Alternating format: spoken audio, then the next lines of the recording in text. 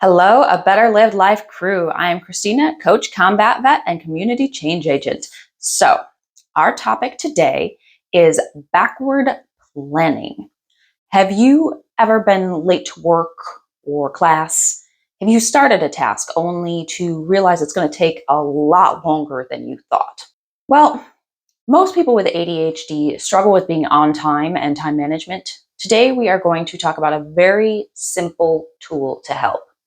I learned this very basic concept in basic training like 20 years ago, and I still use it. It has been one of the most incredible tools for helping me to be on time and do everything that I plan to do. Backward planning is pretty much exactly what it sounds like. Instead of planning our day or tasks first to last, we start with the goal and then work backwards. For example, if I need to be to work at 7 a.m., I start at 7 a.m. with me sitting at my desk and then reverse engineer the morning. Include everything. To get to my desk at 7 a.m., I need to be in the building at 6:55 so I can use the bathroom or get some tea. To be in the building at 6:55, I need to be in the parking lot by 6:50 so I can find a parking spot, get my stuff out of the car, and haul it into the building and set it down.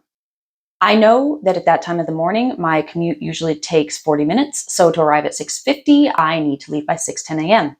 And I continue from there, including loading my car, prepping my lunch, brushing my teeth after breakfast, eating breakfast, preparing breakfast, getting dressed, all of my hygiene tasks, refreshing the cat's water and getting a drink for myself, unlocking the laundry room for the complex, picking out my clothes, and my physical therapy exercises.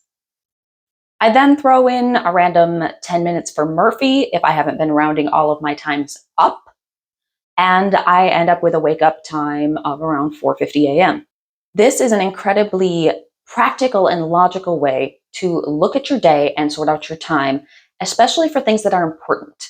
If I have to be at an important event, I do the same thing. If I have a lot of tasks to complete in the morning, I might decide to pick the time I want or need to be finished and start backward planning all of the tasks. When you first start using this technique, don't gloss over anything. Put down literally everything you do, including using the toilet.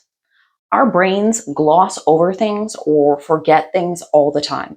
We assume we can complete a bunch of stuff in a short period of time because we forget to include all of the steps. Then we end up frustrated that it is taking too long. It might be a good idea to time yourself for a few days. Grab a notebook and see how long it takes to complete various tasks. Don't use the exact average of how long it takes. Use a sort of high average because the day it takes longer to complete one task will probably be the day it takes longer to complete most of the tasks because we are a bit off that day. And don't forget to give Murphy his time. Murphy's law states that whatever can go wrong will go wrong. If you give him a few minutes, he usually leaves you alone.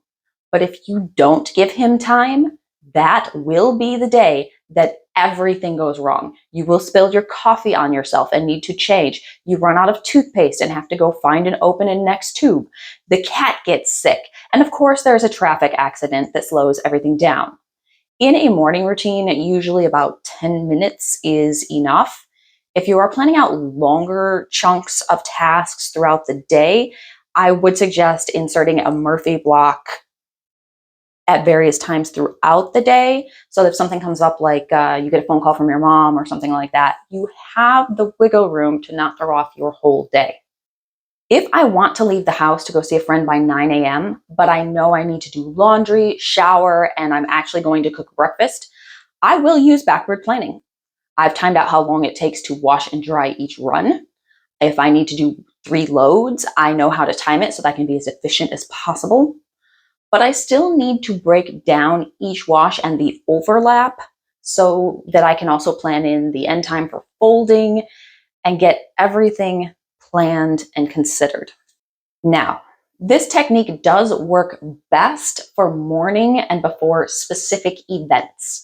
I'll admit that it becomes harder for me to use later in the day for self-imposed tasks as the willpower decreases greatly by then. But to get to an event, it works wonderfully. If you already have practice with this technique or you want to jump straight into advanced mode, you can also use this to plan for ADHD transition hiccups. At each point where you change tasks, think about what might go wrong, what usually goes wrong. At which transition point do you usually think to yourself, I can check my phone just for a second? How can you make sure that doesn't happen? Personally, I might check my work phone in the morning to see if any urgent texts came in, but my personal phone doesn't come out of my purse until I get into my car and plug it in so I can listen to my audiobook. And I don't check the messages or the texts until after I've gotten to work. This way, I know I'm on time, and then I can take the 2 minutes to check the messages before I actually have to start work. Do you usually have to look for your keys, wallet, phone, or shoes? What can you do differently in advance to prevent this issue at this transition point? Give it a shot. Backward plan getting to work or class. Include everything. Give some thought to what usually slows you down and at what time and how you can prevent it. You don't have to live your life stressed out about being late to everything and not managing your time well. You can have less stress. You can have a better lived life. If you got anything from this video, please like, subscribe, and share so others can benefit. Thank you for joining me today. Now go forth and do great things.